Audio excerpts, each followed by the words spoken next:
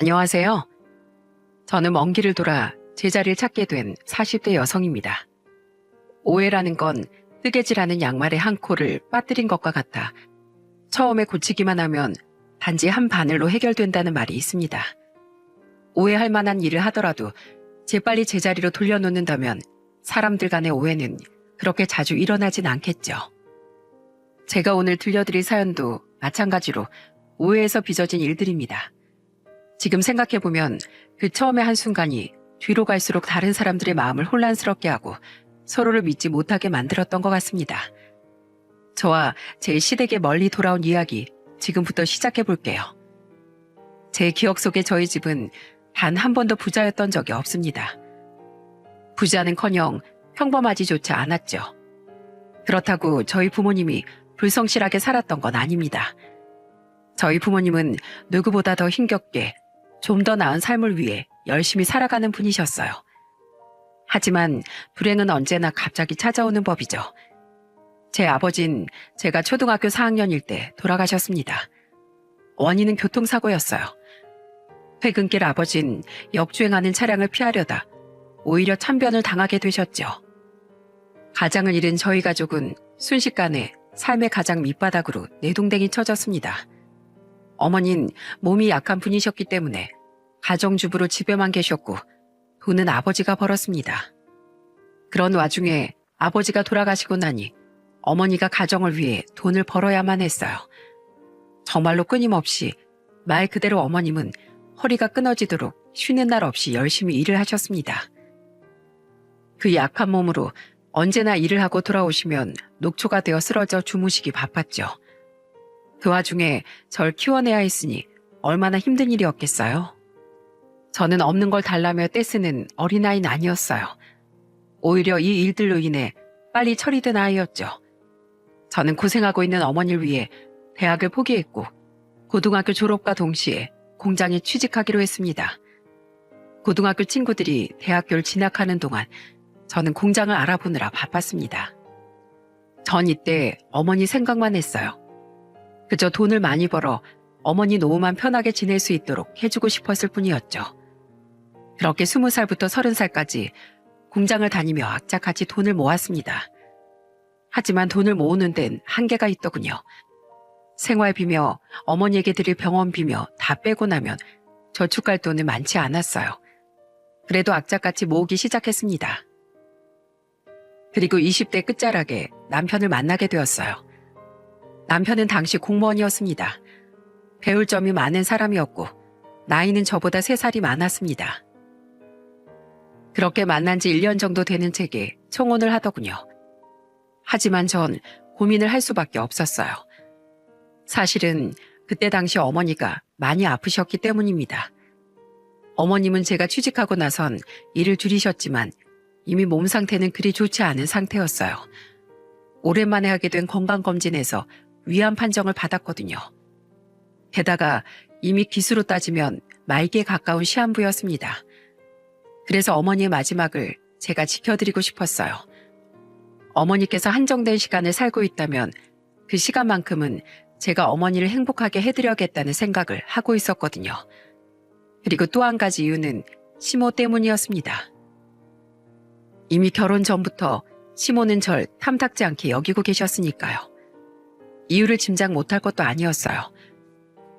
남편은 공무원이었기에 시부모님들의 자랑이 대단하셨거든요. 지금이야 공무원을 하다가 포기하는 사람도 많고 예전만큼 경쟁률이 어마어마한 것도 아니지만 예전엔 안정적이고 존경받는 직업이라 선호하는 사람들이 많았습니다. 그 공무원 아들이 공장에 다니는 데다 아빠도 없고 엄마도 아픈 그야말로 잘난 거 하나 없는 천한 여자와 결혼을 한다고 하니 싫을 법도 했겠죠. 그래도 시아버지는 좋은 사람이었습니다. 그분은 제 상황을 충분히 이해해 주셨고 무엇보다 남편의 의견을 존중해 주었어요. 처음 제가 인사를 간 날 두 분이 나누었던 대화는 아직도 잊혀지지 않습니다. 온몸으로 저를 거부하는 시모를 보던 시아버지가 미간을 찌푸리며 그렇게 말씀하셨죠. 아니 대체 왜 이렇게 못되게 굴어? 당신도 예전에 어렵게 살았잖아. 당신 직장도 공장이었으면서 뭐가 그렇게 문제야? 내가 뭘 못되게 굴어. 고생해서 어려운 시험 합격한 우리 아들 좋은 곳에 장가 보내고 싶어서 그런 거지. 하필이면 공순이 며느리가 뭐야? 아무리 내가 공장에서 일했다 하더라도 며느리까지 공장에서 일한 여자를 들여야겠어? 그러니까 도대체 공장에서 일하는 게 뭐가 그렇게 나쁜 건데? 힘들게 살면서도 착하게 이 정도로 참한 며느리면 됐지. 당신은 도대체 어떤 사람을 며느리로 들이겠다는 거야?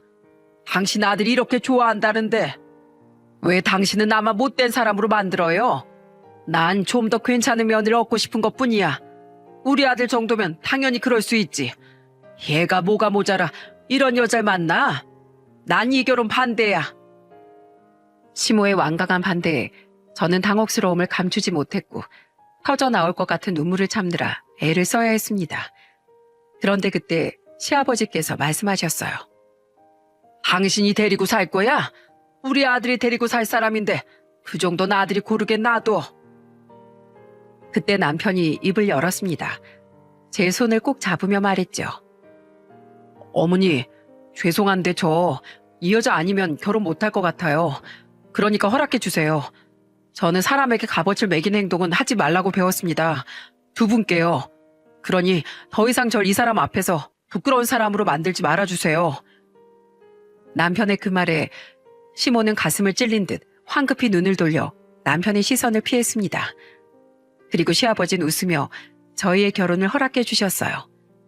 그렇게 인사가 끝나고 돌아오는 길에 아버님께서 배웅을 해주시며 슬쩍 기뜸해 주셨어요. 너희 시어머니 너무 못된 사람으로 생각하지 말거라. 면전에서 그런 이야기 들은 너한테 미안한 말이긴 하지만 그 사람도 참 슬픈 인생을 산 사람이야. 우리 어머니 때문에 마음고생을 많이 했어. 본인이 공장에서 일한다고 우리 어머니가 어찌나 나쁜 말을 많이 했는지 모른다. 그리 나쁜 말을 많이 들었으니 어쩌면 그것이 한이 되어 가슴속에 깊이 박혀있는 것인지도 모르지. 시간이 지나면 다 괜찮아질 게다. 그러니 너희 잘 사는 것만 생각해. 시아버지의 그 말에 시모에 대한 오해는 살짝 풀 수 있었습니다. 물론 제가 받은 상처가 사라지는 건 아니었지만은요.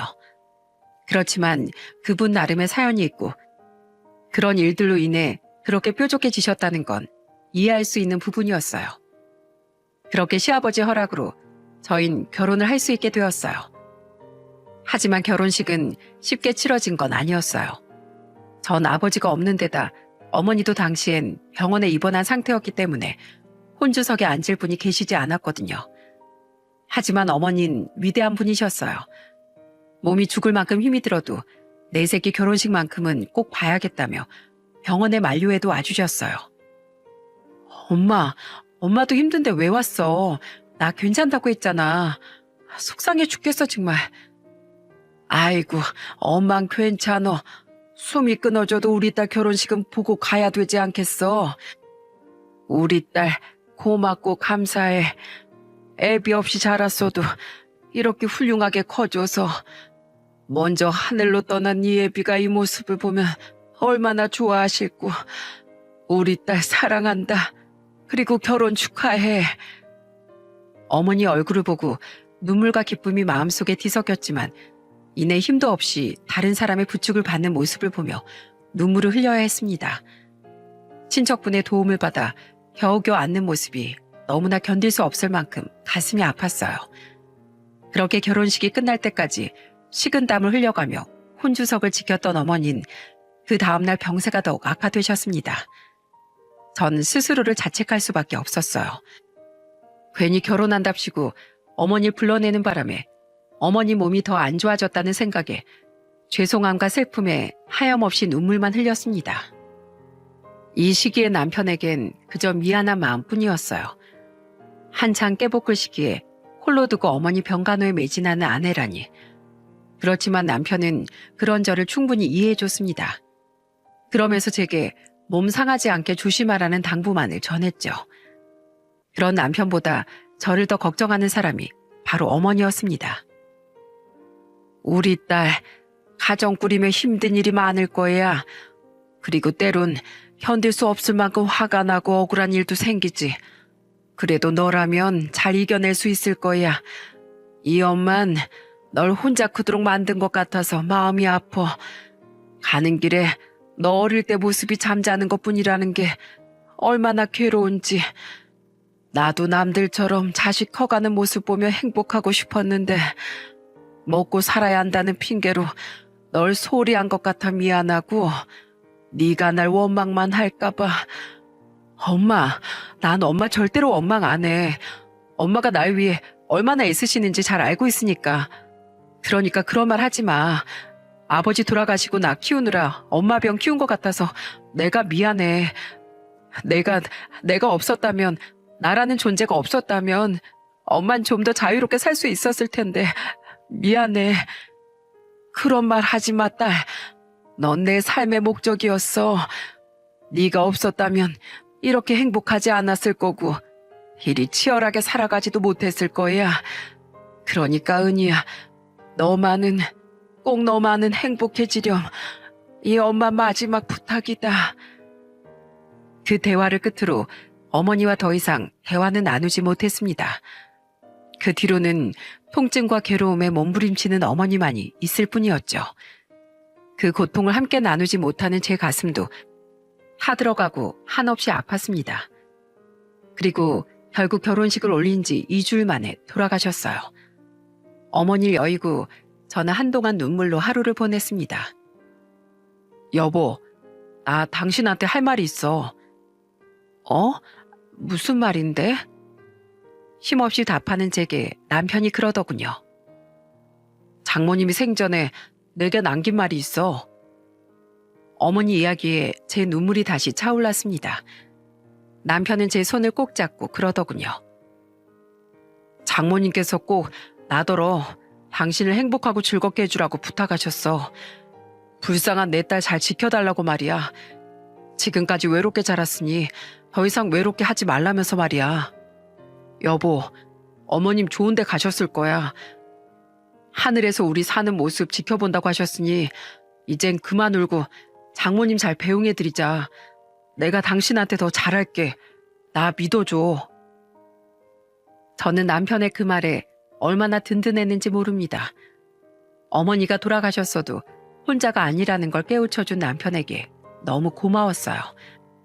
그렇게 자상하고 심지가 굳은 남편과 전 10여 년을 가까이 열심히 살았어요. 남편과 함께 돈을 모으는 재미도 있었지만 남편은 저와 여행을 하며 돈을 쓰는 것도 좋아했어요. 아무 걱정 없는 금슬 좋은 우리 부부에게도 약 한 가지 문제가 있었습니다. 바로 아이가 생기지 않는다는 것이었죠. 자연적으로 임신이 될 거란 기대를 했지만 나이가 40이 되니 그렇게 기대하고만 있을 수는 없겠더라고요. 사실은 좀 늦은 편이었죠. 자연 임신이 5년 동안 되지 않으면 병원을 찾아봐야 했는데 그러질 못했어요. 결국은 나이 40에 난임센터를 방문하게 됐습니다. 남편과 함께 처음 그곳에 들어섰을 땐 저희에게 딱히 큰 문제는 없을 거라고 생각했어요. 하지만 결과는 그리 좋지 않더군요. 남편은 무정자증이었으니까요. 물론 무정자증이라고 임신을 아예 못하는 건 아니었지만 남편은 상황이 많이 좋지 않았습니다. 모든 항목에서 최하위를 기록했고 결국 자연적인 임신은 불가하다는 판정을 받았어요. 결국 병원에선 시험관 아기를 권했습니다. 하지만 그것도 쉬운 일은 아니었어요. 번번이 여러 가지 이유로 실패를 거듭했습니다. 저희가 난임센터에 간 걸 시댁에 몰랐습니다. 그래서 시댁에서 아이 이야기가 나올 때마다 남편이 무척 괴로워했어요. 결국 남편은 자신이 무정자증이라는 걸 시댁에 알렸습니다. 그 이후 시댁에선 아이 이야기를 절대로 하지 않았어요. 그런데 이번엔 너무 우리에게 마음 쓰는 것이 보여 시댁에 가는 것이 마음이 아플 정도였죠.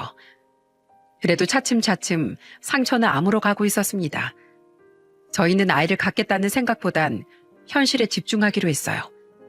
두 사람이 안정적으로 살기 위해 노후를 좀 더 완벽하게 계획해 보기로 했죠. 그래서 선택한 것이 바로 부동산이었어요. 좋은 주택 하나만 있어도 노후에 도움이 될 거라는 건 엄연한 사실이었으니까요.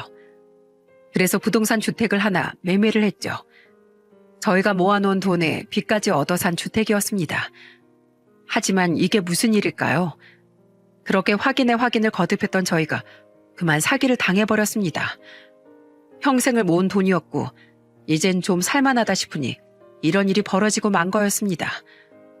부동산 업자와 사기꾼들이 짜고 순진한 우릴 꼬셔서 이용해 먹은 거였어요.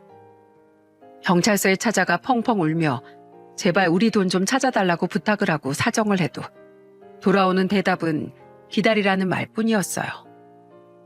형사님, 우리 그 돈 없으면 안 돼요. 평생을 모은 피 같은 돈이라고요. 제발 도와주세요. 이렇게 빌게요. 사정은 안타깝지만 피해자가 한둘이 아니라서요. 우선 지명수배 걸어놨으니까 잡히는 대로 연락드릴게요. 기다리시기 바랍니다. 정말 그때 당시엔 말로 표현하지 못할 만큼 힘들었어요. 결국 저희는 저희가 살던 집까지 내놓고 월세로 옮겨야 할 상황까지 되었습니다. 빚을 갚으려니 어쩔 수 없는 선택이었죠. 하지만 제가 살아온 삶은 언제나 투쟁이었고 끊임없는 인내의 한계였기 때문에 이대로 포기할 수 없었습니다. 다시 시작하면 다시 일어설 수 있다고 생각했죠. 하지만 남편은 그게 아니었던 것 같습니다. 그 일 이후 남편은 제게 미안하다며 고개를 들지 못했어요. 저를 피하기 시작했죠. 부동산에 투자하자고 제안했던 게 남편이었기 때문이었죠. 결국 자신의 주장으로 일이 이렇게까지 되어버렸으니 남편은 스스로를 크게 자책하고 있었던 겁니다. 저는 남편의 죄책감을 덜어주고자 말했어요. 여보, 자책하지 마. 당신 책임이 아니야. 속이려고 달려드는 사람한테 우리가 어떻게 이겨. 그리고 우린 아직 일을 할 수 있는 몸이 있잖아. 직장도 있고.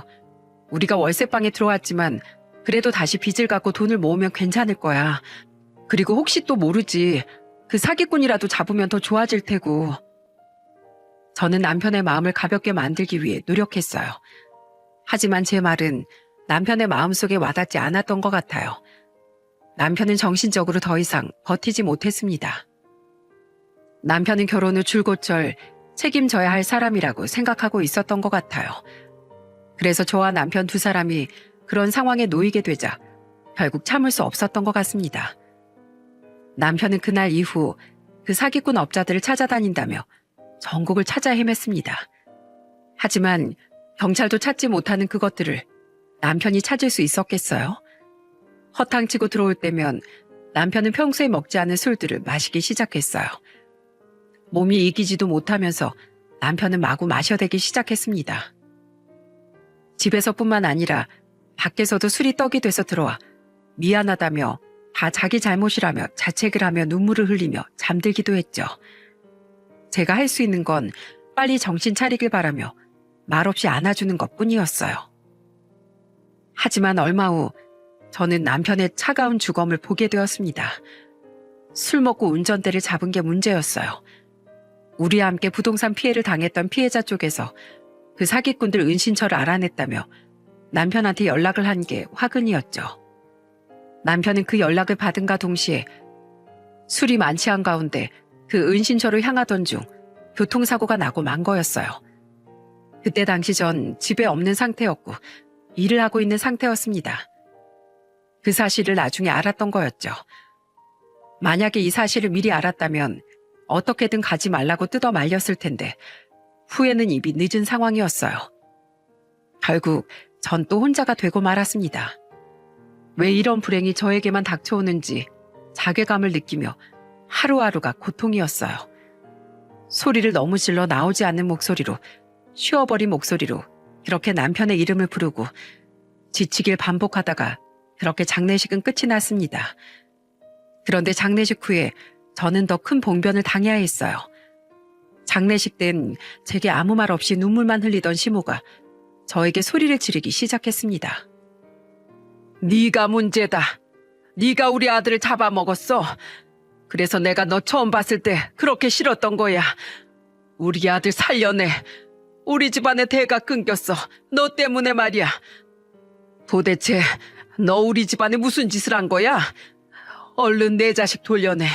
돌려내라고. 어머님, 정말 왜 이러세요? 저도 어머님만큼 힘들다고요. 네가 문제야, 문제. 너랑 결혼해서 우리 아들이 불행해진 거야. 그러니까 내가 결혼하지 말라고 했을 때 하지 말았어야지. 여보, 그만 좀 해. 당신도 자식을 잃었지만 며느리도 소중한 사람을 잃었어. 그런 애 앞에서 이게 뭐 하는 짓이야? 당신은 좀 가만히 있어요. 그때 당신 왜 날 말렸어? 왜 그때 결혼하도록 놔뒀었냐고. 얘가 우리 집에 불행을 가져온 애야. 당신 아직도 모르겠어요? 어릴 때 자기 아빠 돌아가시고 결혼식 때는 엄마 돌아가시고 결국엔 애도 못 낳는 데다 우리 아들까지 잡아먹었다고요. 누가 봐도 불행을 몰고 다니잖아요. 그만 좀 해. 당신만 힘들어. 자식 잃은 아픔은 나도 똑같아. 며느리 남편을 잃었고 그런 상황에 우리까지 이러면 되겠냐고. 제발 진정 좀 해. 나이 먹었으면 어른답게 굴라고. 자식 앞세운 죄인 같은 마음으로 내가 이 평생을 어떻게 살아. 내 하나뿐인 아들이었는데 내가 그 아들을 얼마나 애지중지 키웠는지 당신이 잘 알면서 무너지는 내 속도 모르고 당신은 왜 며느리 편만 드는 거야? 너 2번 다시 우리 집에 찾아오지 마라. 한 번만 더 내 눈에 띄면 그날은 너 죽고 나 죽는 날이야. 시몬은 남편의 죽음을 제 탓으로 몰아가고 있었어요. 매섭게 절 탓하며 몰아붙였죠. 사랑하는 사람을 떠나보내고 그 사실을 어떻게든 받아들이려는 두 사람의 전혀 다른 모습을 보면서 저는 여기가 제가 있을 곳이 아니라는 생각을 하게 되었습니다. 제가 가족으로 생각한다 한들 상대방이 절 가족으로 생각하지 않는다면 그건 더 이상 가족이 아니잖아요. 게다가 피로 이어진 가족도 아니고 한 다리 건너 며느리란 존재가 이렇게도 가볍고 부질없는 거였다는 걸 깨달으며 저는 혼자 집으로 돌아왔습니다. 남편의 흔적이 가득한 집을 보며 저도 순간 남편을 따라갈까 하는 약한 생각을 하기도 했어요. 그렇게 남편이 사라지고 저희가 살던 월세방은 저 혼자서는 도저히 월세를 감당하지 못해 결국 그곳에서 나와 고시원으로 가기로 했습니다. 짐을 정리하면서 가장 힘들었던 건 남편의 짐마저 모두 버려야 한다는 것이었어요. 그 좁은 고시원 안에 모든 걸 들고 들어갈 수는 없었으니까요. 그러다가 남편의 짐을 모두 모아 시아버지에게 문자를 보냈습니다. 남은 남편의 짐을 아버님이 맡아주셨으면 고맙겠다는 문자였죠. 그날 저녁 시아버지가 저희 집으로 오셨어요. 그리곤 남편의 짐을 보더니 또 눈물을 흘리기 시작하시더군요.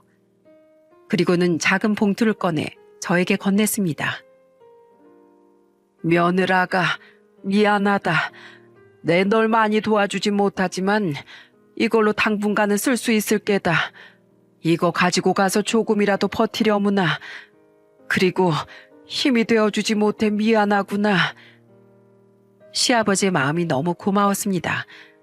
아버님이 주신 500만 원을 받고 남편 생각이 얼마나 나던지 그렇게 시댁과의 모든 인연이 끝이 났어요. 이젠 정말 혼자가 되었습니다.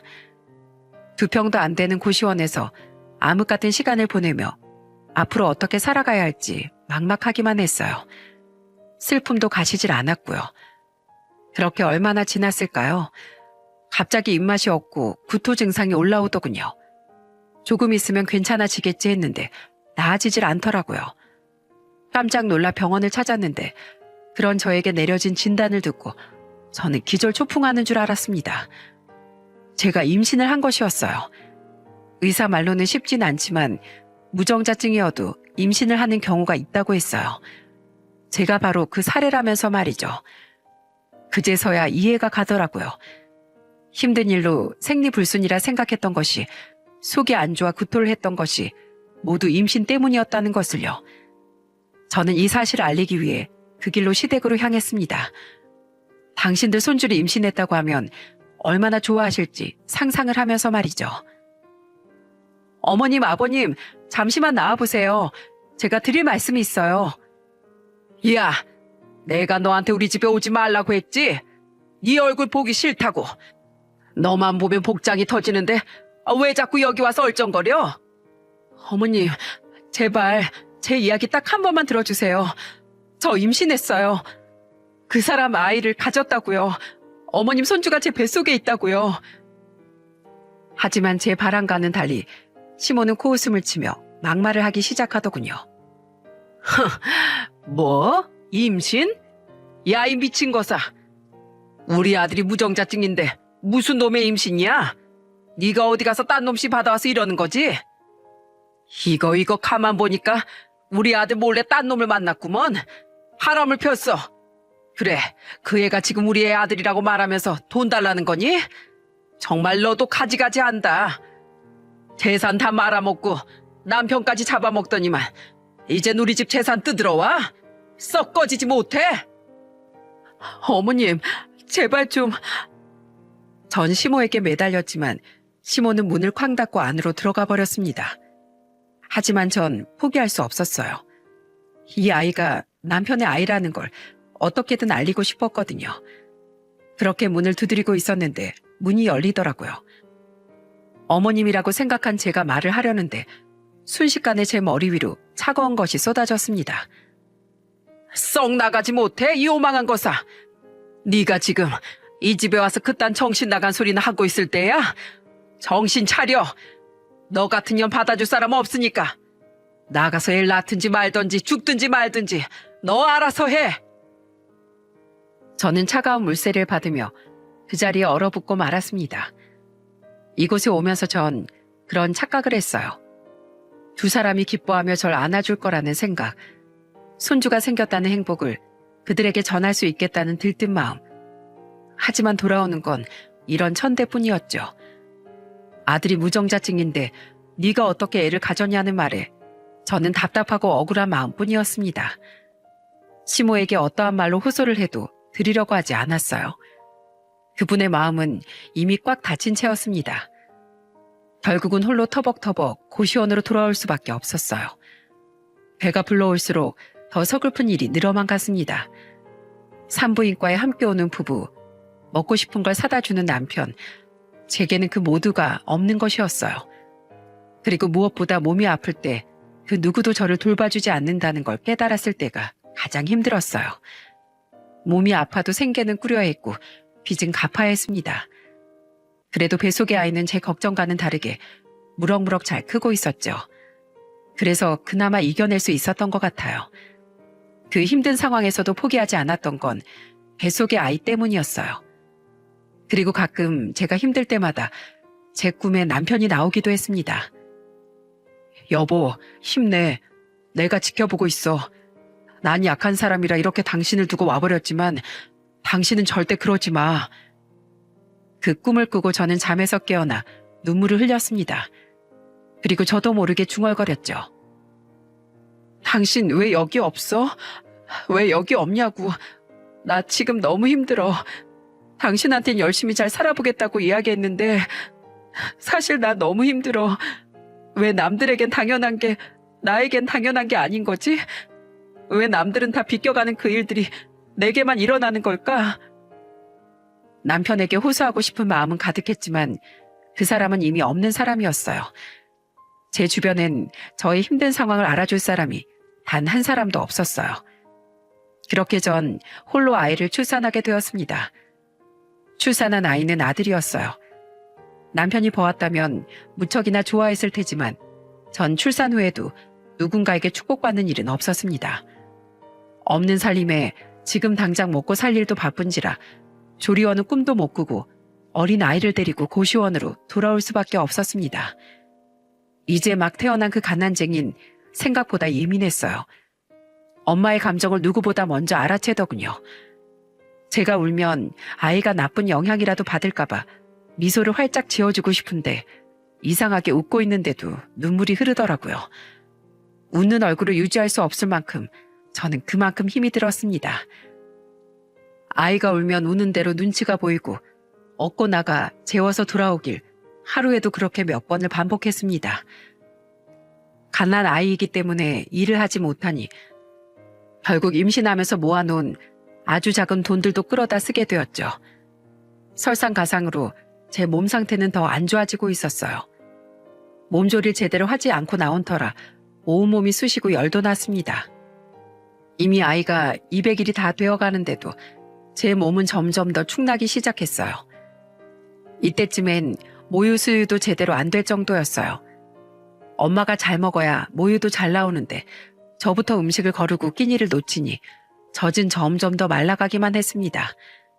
결국 분유를 먹을 수밖에 없었어요. 분유를 먹이는 것도 쉬운 일은 아니었습니다. 그거 한 통 사는데도 돈이 필요했어요. 아이 때문에 이것저것 돈을 쓰다 보니 결국은 시아버님이 주신 돈도 다 떨어지게 되었어요.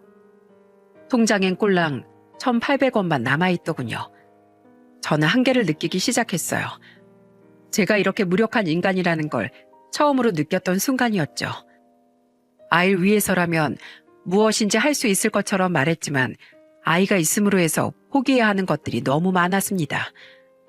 저는 이 불쌍한 아이를 위해서라도 시댁에 다시 가보기로 결정했어요. 당당하게 당신들의 손주라는 걸 밝히고 제가 몸이 건강해질 때까지만이라도 보살펴 주길 바랬죠. 잘못하면 우리 아이에게도 문제가 생길 수 있을 것 같았거든요. 하지만 시댁으로 향하는 발걸음은 무겁기만 했죠. 그때 받은 물세례가 어찌나 기억에 남는지 가는 내내 몸이 부들거렸어요. 그렇지만 두 분이 아이를 본다면 한 번쯤은 그 오해를 풀 수 있지 않을까 하는 신락 같은 희망을 품고 발걸음을 재촉했습니다. 그리고 시댁의 문을 두드렸죠. 어머님, 저 왔습니다. 문 좀 열어주세요. 꼭 보셔야 할 게 있어요. 야, 너 내가 찾아오지 말라고 했지? 여보, 당장 경찰에 신고해. 아주 독한 년이야. 도대체 얼마를 뜯어내려고 이런 짓을 하는 거야? 안 그래도 네 얼굴 보면 우리 아들 보고 싶어 미칠 것 같은데. 너 때문이야. 너 때문에 우리 아들이 죽었어. 너 때문에. 내가 우리 아들 그렇게 허망하게 간 것만 생각하면 억장이 다 무너지는 사람이야. 당장 나가라고. 나가. 제발 제 말 한 번만 믿어주세요. 저도 정말 제 결백을 전하고 싶어요. 저 하늘의 맹세코 절대로 남편 말고 다른 남자 만난 적이 없어요. 애도 남편 애가 확실하다고요. 증명하려면 어떤 방법을 쓰던지 할게요. 그러니까 제발 제 말이라도 한번 들어주세요. 네? 네가 무슨 비겁한 술 쓸 줄 알고? 다른 남자를 만난 적이 없어? 네가 임신을 하고 출산을 했다는 게 다른 남자를 만난 증거잖아. 너도 뻔뻔하기가 아주 대단하다. 어떻게 무정자증이라는 걸 알면서도 빡빡 우겨? 병원 가서 다시 이 검사지가 진짜인지 가짜인지 확인해 볼까? 확인해서 똥되는 건 너야. 괜히 허짓거리하면서 우리 시간 잡아먹지 말고 너 당장 이 집에서 나가. 시모의 분노는 상상을 초월했습니다. 제 말을 들을 생각은 전혀 하지 않고 있었어요. 그 종이 한 장 때문에 저는 부정한 여인이 되었고 제 아이는 부정한 아이가 되어버렸어요. 하지만 그 종이가 가짜인 것도 아니었죠. 남편이 직접 준 것이니까요. 친자 검사를 하고 싶어도 남편이 죽는 바람에 그것도 요원한 일이었습니다. 시모를 어떻게 설득해야 하나 고민하고 있었는데 저를 시모가 밀쳤어요. 그 바람에 아이를 안고 있던 전 뒤로 밀려났죠. 아이가 다칠까봐 놀라 뒤에 있던 아이를 앞으로 끌어당겨 안았습니다. 추운 날씨라 제 외투를 머리 끝까지 덮고 있던 아들이었어요. 갑작스런 자극에 놀랐는지 아니면 밥대를 놓쳐 배가 고파서인지 아이는 갑자기 울음을 터뜨리더군요.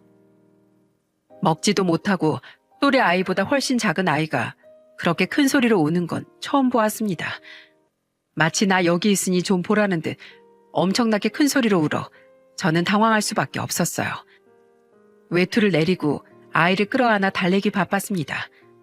아이가 울자 시모는 신경질이 난 듯 똑같이 소리를 지르시더군요. 그리고 그 사이에 시아버지가 절 가만히 보시더니 입을 틀어막고 계시는 게 아니겠어요? 그리곤 시아버지가 소리쳤습니다. 뭐야? 여보, 이리 와봐. 여기 이 아기 좀 봐. 우리 아들이랑 똑 닮았어. 무슨 헛소리야? 당신도 이제 헛것이 보여? 벌써 노망이 났나 이 사람이. 제발 입 다물고 이리 와서 보라니까. 우리 아들 어릴 때랑 똑같잖아. 빨리 와서 보라고. 나 참 답답해 죽겠네. 얼굴을 좀 봐, 얼굴을. 아니라고 말하기 전에. 시모는 시아버지의 표정이 심각하는 걸 보고서야 제 아이를 자세히 보기 시작했어요. 그리고 정말로 보자마자 시아버지와 똑같이 입을 틀어 막으시더군요. 이게 어떻게 된 거지? 이럴 수가 없는데 세상에 이게 무슨 일이라니? 하지만 시모는 호락호락하지 않으셨습니다.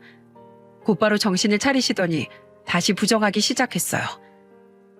우리 아들하고 닮긴 했는데 애들이 다 비슷비슷하게 생겼지 뭐. 난 아직 인정할 수 없다. 당신도 너무 확신하지 말어. 저 여우 같은 년한테 쉽게 당하면 안 된다고. 그렇지만 이 정도로 닮았으면 남은 절대 아니야. 여보, 우리 확인 한 번만 해보자. 이러다 진짜면, 진짜 우리 손주면, 우리 아들도 그렇게 허망하게 떠났는데 내 손주마저 그렇게 내 손으로 내치고 싶지 않아. 그러니까. 시모의 눈빛도 흔들리고 있었어요. 저는 남편의 어린 시절을 알지 못하지만 두 사람은 남편의 어린 시절 모습을 정확하게 알고 계실 테니까요. 제가 아는 거라곤 남편이 시모를 닮았다는 것뿐입니다. 아이를 유심히 보며 생각에 잠긴 시아버진 심각한 표정으로 말했어요. 며느라가, 이런 이야기 하기도 정말 민망하고 면목이 없지만 네가 원하기만 한다면 친자 검사를 했으면 하는구나. 혹시 가능하겠니? 시아버지의 표정은 너무도 간절했어요. 그리고 절 향해 간곡하게 부탁하셨죠. 솔직하게 말해 전 뛸 듯이 기뻤습니다. 제 결백을 증명할 수도 있고 이 아이가 남편의 아이라는 걸 확인할 수도 있는 부분이었으니까요. 제발 그렇게 해주세요. 제가 원하는 건 진짜 검사뿐이에요. 아이가 두 분의 손주라는 걸 꼭 확인하게 해주세요. 전 정말 결백해요. 저한테 다른 사람은 없었어요. 그 사람만이 저의 유일한 남편이에요. 그렇게 친자 검사를 하기로 했지만 문제가 하나 생겼습니다. 검사를 해야 할 남편이 없었던 거죠. 남편의 유품들이 남아있었긴 하지만 이미 시간이 오래 지나 유전자를 채취하기엔 곤란한 상황이었습니다. 그랬더니 시모가 이번엔 시아버지를 닥달하더군요. 아니 근데 우리 아들이 없는데 어떻게 검사를 해요? 아들이 있어야 머리카락을 뽑든 침을 뱉든 할 건데 지금 아들이 없는데 그 검사가 되겠어요? 저는 시모의 그 말만으로도 반쯤 오해가 풀렸다고 생각하고 있었습니다. 만약 시모가 아이 얼굴을 보지 않았다면 그딴 건 할 필요도 없을 거라며 소리를 빽빽 지르고 있어야 했기 때문이죠. 그런데 아이 얼굴을 보고 나서 시모도 생각이 좀 바뀐 것으로 보였어요. 저는 유전자 연구소의 전화번호를 인터넷으로 알아내서 전화를 걸었습니다. 친자 검사를 하는 곳이었어요. 전화를 해서 문의를 해보니 사내 아이와 할아버지라면 친자 검사를 할 수 있다고 하더군요. 대대로 남자에게만 물려지는 유전자가 있는데 그것만 일치하는지 확인해도 할아버지와 손자가 맞는지 확인이 가능하다고 하더군요. 희소식이 아닐 수 없었습니다.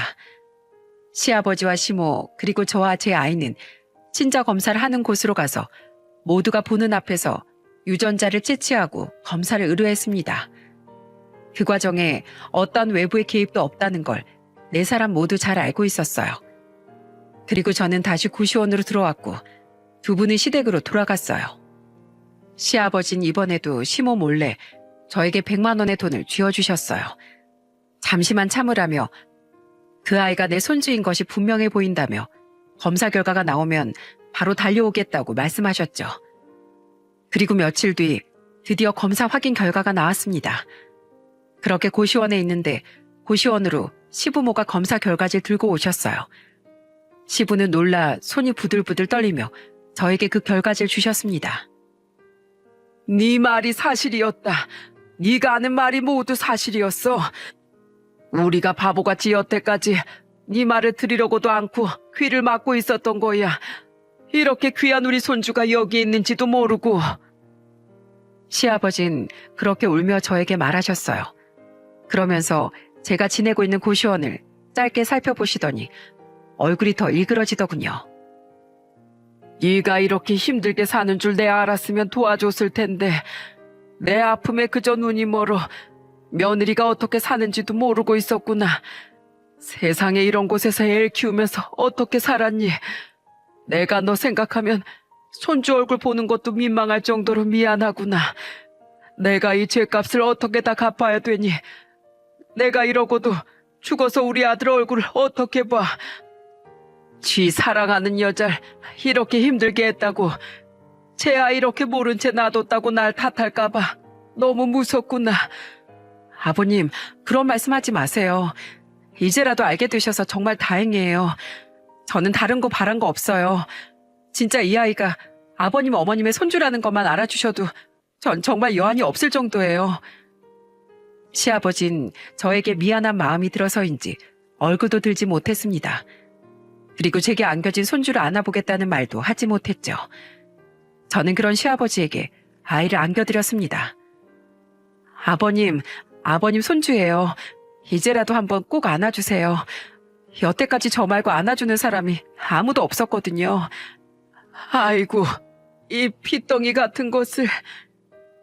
시아버진 손주를 끌어안곤 눈을 감고 아이 온기에 집중하며 한탄의 목소리를 냈습니다. 그리고 고시원 방 안으로 들어오지 못하는 사람도 한 사람 있었어요. 바로 시모였습니다. 시모도 오는 내내 울었는지 눈이 시뻘겋게 퉁퉁 부어있더라고요. 이 방 안쪽까지 들어오는 것조차 미안한 마음이었는지 아예 밖에서 서 계시더군요. 그러면서 제게 그러더군요. 내가 도대체 너한테 무슨 짓을 한 거냐? 내가 미쳤던 거였어. 내가 정말 바보 같았어. 왜 이렇게 널 오해하고 홀대를 했을까? 미안하다. 너무 미안해. 내가 너한테 이 죄를 어떻게 갚니? 내가 바로 죄인이다. 아가, 제발 날 용서해 주렴. 제발. 시모의 그 자책하는 모습을 보니 왜 날 탓했냐며 소리칠 수는 없었어요. 정말 그 표정을 보셨다면 이해를 하셨을 겁니다. 후회와 절망, 미안함으로 뒤섞인 채 몸을 부들부들 떨며 오열하는 시모의 모습에 저는 저도 모르게 그분을 꼭 끌어안아 드렸어요. 어머님, 전 어머님 마음 이해해요. 자식을 그렇게 보냈으니 제가 많이 미우셨겠죠. 저 같아도 남편이 무정자증인데 임신했다고 며느리가 찾아오면 배신감 들어서 어머님하고 똑같이 행동했을 거예요. 내 아들 놔두고 바람 폈다고 생각했을 테니까요. 그래, 네 말이 맞아. 그렇게 내 아들이 허망하게 갔는데 넌 딴 놈이랑 바람 핀 줄로만 알았어. 내가 오해해서 정말 미안하구나. 이렇게 빌게. 내가 인생을 헛살았어. 이렇게 착한 우리 며느리도 못 알아보고. 어머님, 그만 좀 우세요. 솔직히 저 어머님 원망도 많이 했지만 다 오해로 인해서 벌어진 일이잖아요. 이렇게 용서를 비시니 저도 이젠 훌을 털어버릴게요. 그러니 어머님도 그만 우세요. 며느라가 고맙다. 고마워. 내 이 죄값은 살아서 너한테 두고두고 갚으마. 제가 사랑하는 남편을 낳아주신 분이니 오해를 풀고 진심을 나누고 싶었습니다. 만약 남편이 살아있었다면 너무나 더 쉬웠을 이 과정이 남편의 죽음으로 인해 멀리 돌아오게 된 것만 같아 마음이 아팠어요. 그 사람이 살아있었다면 이렇게 사랑하는 아이와 사랑하는 부모님들의 행복한 시간을 보며 얼마나 즐거워했을까 싶어 마음 한켠이 또 저리더군요. 그렇게 저희 세 사람은 오해를 풀게 되었고 저는 고시원 생활을 정리하고 시댁으로 잠깐 들어가게 되었어요. 저를 대하는 두 사람의 행동은 예전과는 180도 달라졌죠. 일을 나가려는 제게 제발 쉬라며 몸조리가 안 돼서 몸도 안 좋은데 어딜 나가냐면서 절 쉬도록 만들어주셨어요. 솔직한 말로 저는 시댁에 오래 머물 생각은 아니었어요. 저에게도 남모를 고민이 있긴 했으니까요. 만약 아이가 두 분의 손주가 맞다는 걸 알고 나중에 아이만 데려가려 하면 어떡하지 하는 무서운 생각을 했었거든요. 물론 그 생각은 저의 기우였지만은요. 두 분은 제가 아이를 포기하지 않은 것에 너무 감사하고 있었습니다. 만약 제가 그때 잘못해서 아이가 태어나지 못했더라면, 제가 이 아이를 포기했다면 두 분은 손주를 영영 만날 수 없었을 테니까요. 그런 부분에서 저에게 고마워하는 것 같았습니다. 사실 두 분이 가장 안타깝게 생각하시는 건 아이의 성장이었어요. 아이가 크면 클수록 아이는 또래 아이들보다 키도 작고 몸무게도 많이 미달이었거든요.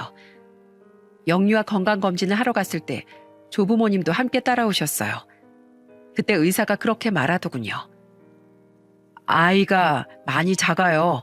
그러니까 집에서 많이 신경 좀 써주세요. 그 말을 듣고 오는 길에 시어머님은 내내 눈물을 흘리셨습니다. 내가 모자란 년이야. 내가 이때까지 너 오해하고 그 쓸데없는 짓을 하는 바람에 우리 손주 제대로 크지도 못하게 만들어버렸어. 세상에 어떡하니. 잘 먹고 잘 크는 게 일이나 일, 이렇게 배골게 만들어서. 그렇게 울며 스스로를 자책한 시어머니는 그 길로 제 아들의 전속 요리사가 되어주었어요. 매일 장을 보며 신선한 재료로 간식도 만들고 반찬도 만들어 아이와 저에게 해주셨어요. 너도 많이 먹거라. 내가 손주 나오면 해주고 싶은 게 많았어. 네가 우리 집에 기적을 안겨줬어. 고맙다. 고마워. 너무 고마워. 난 네가 싫은 게 아니었어. 그냥 다 믿을 수 없었던 것뿐이야. 그래도 기적이 일어날 수도 있다는 걸, 네가 그런 사람이 아니라는 걸 더 믿어줬어야 했는데. 아니에요, 어머님. 전 이렇게 가족으로 다시 뭉칠 수 있게 돼서 더 좋아요. 두 분 아니면 진짜 이제 더 이상 이 세상에 제 가족은 없으니까요. 그렇게 지내면서 저흰 조금씩 가까워지기 시작했습니다. 비 온 뒤에 땅이 굳듯이 오해가 모두 풀리고 나니 조금 더 끈끈해지기 시작했죠. 그리고 저와 제 아들이 안정되자 두 분은 저에게 집을 하나 얻어주셨습니다. 전셋집이었어요. 처음에 그 집을 얻어주셨을 땐 절 쫓아낸다고 생각했는데 그게 아니었습니다. 제가 시집살이 한다는 생각이 들까봐 가까운 곳에 따로 방을 얻어주신 거였죠. 너무도 감사한 일이었어요. 물론 제가 받은 상처야 사라지지 않고 제 가슴에 남아있습니다. 하지만 두 분은 그 상처를 열심히 보듬어주고 계세요. 그것만으로도 너무 감사한 일이죠. 집을 얻어주셨지만 저희 집에 자주 오시기도 하고 제가 아이를 데리고 시댁에 자주 가기도 합니다. 그리고 제 앞날을 위해 저도 일을 해야 하잖아요. 그럴 때마다 아이를 시부모님께 맡기고 일을 하곤 합니다. 시부모님은 손주 재롱에 즐거워하시고 저는 두 분의 며느리이자 딸처럼 가깝게 잘 지내고 있답니다. 끔찍한 오해에서 벗어나 두 분의 도움을 받으며 지금은 열심히 아이를 키우는 중이랍니다. 싱글맘으로 아이를 키우며 제 어머니가 절 키웠던 마음을 알아가고 있는 중이죠. 그래도 어머니보다 제 상황은 좀 더 나을지도 모르겠네요. 엄마보다 더 극성인 할머니 할아버지가 계시니까요. 두 분의 관심과 사랑으로 제 아들도 잘 크고 있는 중이랍니다. 이젠 5살이 된 제 아이는 할머니 할아버지 집에서 하룻밤 자고 싶다는 말을 할 정도로 가까워졌어요. 그걸 보면서 아이에게 사랑이란, 그리고 가족이란 참 중요하구나 하는 생각을 하곤 합니다. 저희 가족에게 일어난 그 일들은 모두 작은 것에서부터 시작됐어요. 그 작은 오해가 서로에게 씻을 수 없는 상처를 주고 싸움을 부추겼죠. 그렇지만 저흰 기적적으로 그 오해를 풀고 새로운 관계를 시작했습니다. 아마 사연을 보고 계시는 분들도 가족 간의 오해로 인해 힘든 날들을 보내고 계시는 분들이 계실 거예요. 저는 그분들에게 말씀드리고 싶네요. 사람의 진심은 언젠간 반드시 통한다는 것을요. 오해는 어떨 땐 독이 되기도 하지만 오해가 풀리면 저처럼 끈끈한 가족이 되기도 하니까요. 오늘 하루도 가족분들과 즐거운 하루 보내시길 바랍니다. 긴 글 읽어주셔서 감사합니다.